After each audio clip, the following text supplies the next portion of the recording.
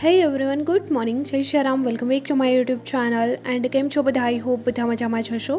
And મોર્નિંગની શરૂઆત થઈ ગઈ છે મેડિટેશન જોડે, ત્યાર પછી આ તરફ મારા ગરમ પાણી જોડે. મેં ગરમ પાણી ડેઈલી પીઉં છું, જે લોકો ડેઈલી વ્લોગ જુએ છે અને ખ્યાલ જ હશે. એન્ડ ત્યાર પછી આ તરફ મારા નાસ્તા જોડે નાસ્તો વગેરે ફિનિશ કરી, મોર્નિંગ રૂટીન ફિનિશ કરી એન્ડ અત્યારે મેં આવી ગઈ છું મારા સ્ટડી ટેબલ પર. સૌથી પહેલાં આજનું ટાઈમ ટેબલ શેડ્યુલ રેડી કરીશ એન્ડ ત્યાર પછી રીડિંગ કરી સ્ટાર્ટ.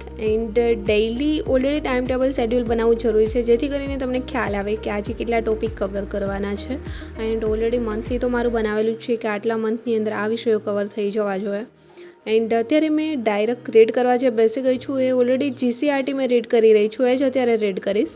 કેમ કે ઓલરેડી મેં પહેલાં બી આમના પાઠ્યપુસ્તકો રીડ કરેલા છે એન્ડ અત્યારે બી મેં સેકન્ડ ટાઈમ રિવાઇઝ કરી રહી છું.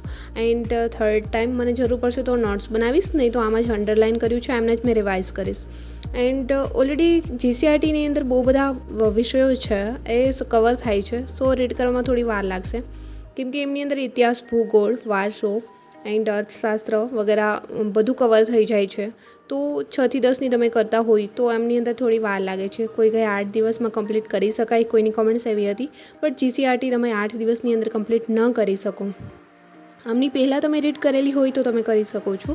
એન્ડ આજે મેં 10 થી 12 ચેપ્ટર છે ફટાફટથી રિવાઇઝ કરીશ.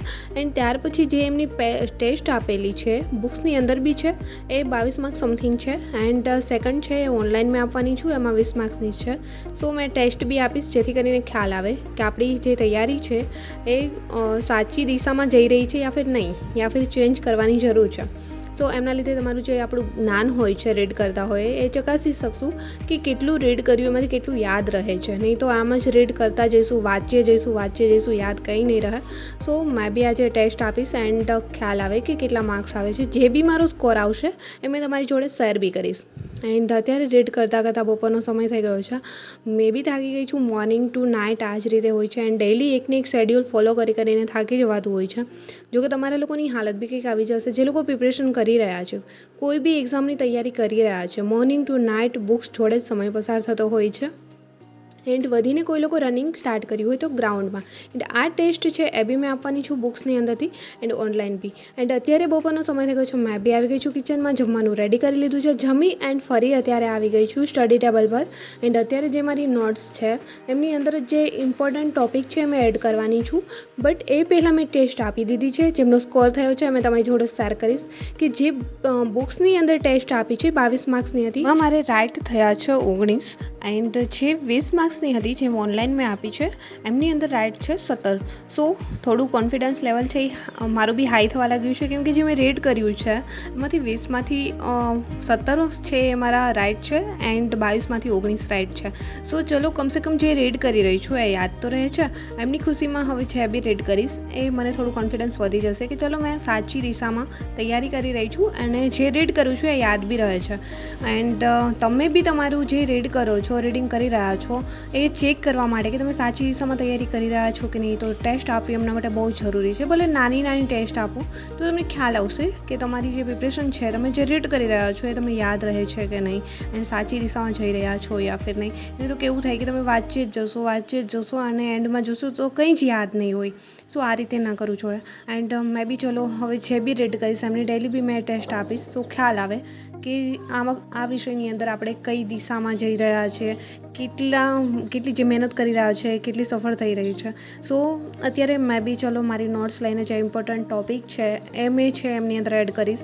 એન્ડ હવે બી તમે કોઈ બી સબ્જેક્ટની ટેસ્ટ આપો છો ત્યારે પ્રોપર છે તમારે રેડ કરી એન્ડ ત્યાર પછી ટેસ્ટ આપવી જોઈએ. કેમ કે નહીં તો તમે પ્રોપર તમે રેડ નથી કર્યું, બરાબર વાંચ્યું નથી અને ડાયરેક્ટ તમે ટેસ્ટ આપશો અને તમારા જે માર્ક્સ છે બહુ ઓછા થશે. કેમ કે જે સાચા પડવા જોઈએ સવાલ એ ઓછા સાચા પડશે તો તમે નિરાશ થઈ જશો એન્ડ તમને થોડું ડિપ્રેસ જેવું લાગશે કે યાર મારાથી તો આટલા બધા ખોટા પડ્યા અત્યારથી.